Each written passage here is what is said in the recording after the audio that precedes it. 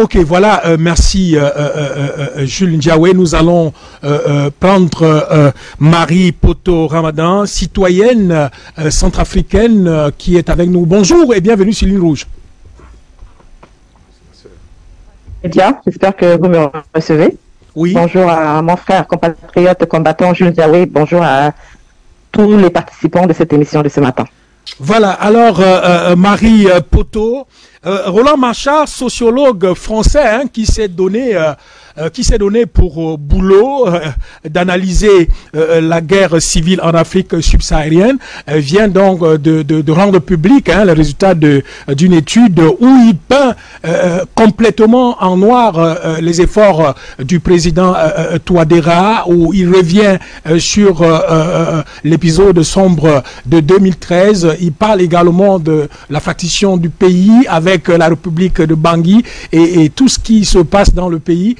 Quelle est la lecture que vous faites sur la sortie de Roland Marchal aujourd'hui, qui pense que le changement de constitution en Centrafrique est une manière pour le président de rester au pouvoir, de garder son pouvoir et faire comme son prédécesseur l'avait fait pour perdurer à ce poste-là? D'accord.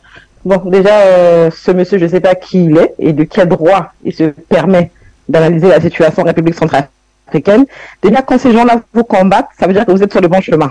Donc, je me réjouis de son analyse pourrie. Ça veut dire que le président Touadéra est sur la bonne voie.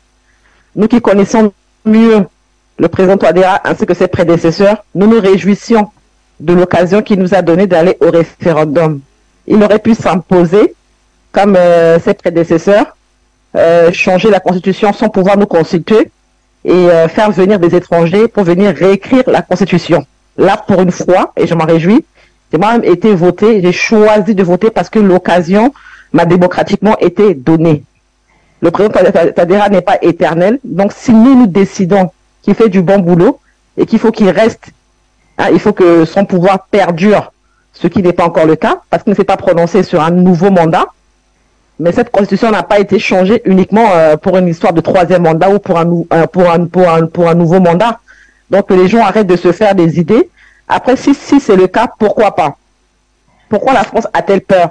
Parce que les potentiels candidats de la France comme Ziguélé, Dologuélé et autres ne sont pas que centrafricains. Ils sont également binationaux. Ils sont soit français, soit américains, soit tchadiens, soit peut-être, je ne sais pas, dans notre pays. Donc ils ont ce qu'on appelle la binationalité. Et donc, nous voulons plus de binationaux à la tête de la Centrafrique. Nous voulons plus des gens qui ont double casquette et qui ne savent pas sur quel pied danser. Nous voulons, mais ils peuvent toujours renoncer à leur double nationalité. Dologuélé a récemment dit qu'il serait prêt à y renoncer pour être candidat. Mais à quelle élection? Parce que dans 2 ans, il y aura des élections. Est-ce que la procédure de renonciation à sa double nationalité qui est française, est-ce qu'il aura le temps en 2 ans d'y renoncer et de revenir en RCA et que les vérifications puissent se faire? Donc si la France compte sur Dologuélé et sur Ziguélé, nous pouvons voir que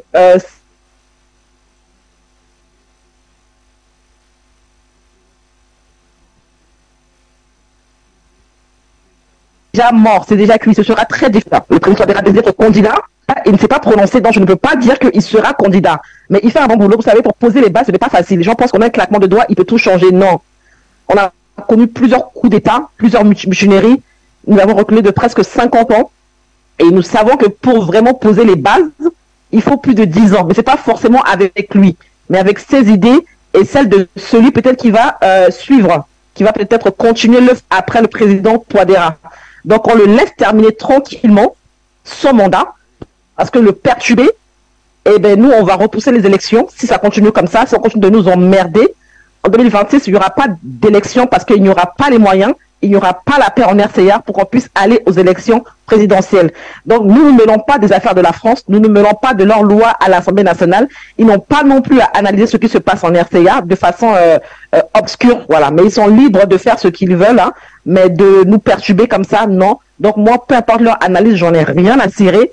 Je connais la situation de mon propre pays. Je sais le combat je connais le combat que mon président mène. Et moi, je le soutiens comme Jules Ndiaye. Et nous disons que ce que la France dit de la RCA, on s'en moque, mais complètement. On l'a coupé pendant 4 ans. c'est la France qui nous court actuellement derrière. Donc, ce n'est pas l'inverse. Donc, l'analyse de ce monsieur-là, j'en ai rien à cirer, c'est son problème. Soutien total et indéfectible au président Faustin Archange Touadéra. Merci. Voilà, merci, vous ne partez pas.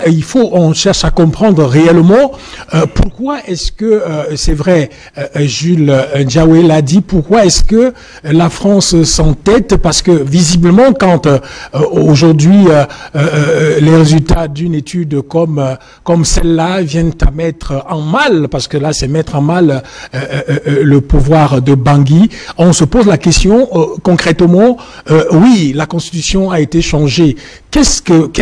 La France a peur de quoi concrètement? La France a peur qu'un de ses candidats, un de ses favoris, ne puisse pas poser sa candidature, c'est tout. Si Deleguélé, si Ziguélé, qui sont les marionnettes de la France, ne sont pas candidats, ce sera compliqué pour eux de revenir.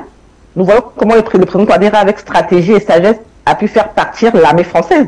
Il n'y a plus de militaires français en RCA. Tous ceux qui viennent en sous-marin à travers la MINUSCA. Donc la crainte de la France, c'est de ne pas pouvoir avoir Ziguélé et Deleguélé ou bien Bolingumba qui sont des marionnettes afin de revenir et de chasser nos partenaires fiables comme le Rwanda, comme la Russie et comme certains agents peut-être de, je sais pas, du Burundi ou bien d'autres pays de la sous-région qui nous ont aidés en moins d'une année à nous débarrasser des mercenaires de la République centrafricaine. Ces mercenaires qui sont là depuis l'époque de l'ancien président Ange Félix Patassé. Depuis plus de 30 ans, la RCA était envahie par des rebelles venant du Tchad, du Soudan et ceux qui sont passés également par la Libye et plein d'autres pays et nourris évidemment par la France, alimentés par la France. Donc si la France revient à travers Ziguélé, Deleguélé, forcément la Russie quittera la RCA, forcément le Rwanda partira de la RCA, forcément certaines forces militaires qui sont venues nous aider à combattre les rebelles quitteront la RCA mais en un claquement de doigts. Et l'armée française va revenir. Nous allons repartir en arrière. Ils vont récupérer les ressources minières que nous avons déjà du mal à récupérer. Ils vont récupérer le sous-sol. Ils vont détruire tous les contrats que le président Touadéra se bat depuis des années à mettre en place. Voilà la crainte de la France, c'est de ne pas avoir la marionnette Ziguélé ou Deleguélé à la tête du pouvoir comme président. Alors que là, ça va être compliqué pour eux. Ils sont vieux, ils sont malades, ils n'ont pas toute la santé, hein.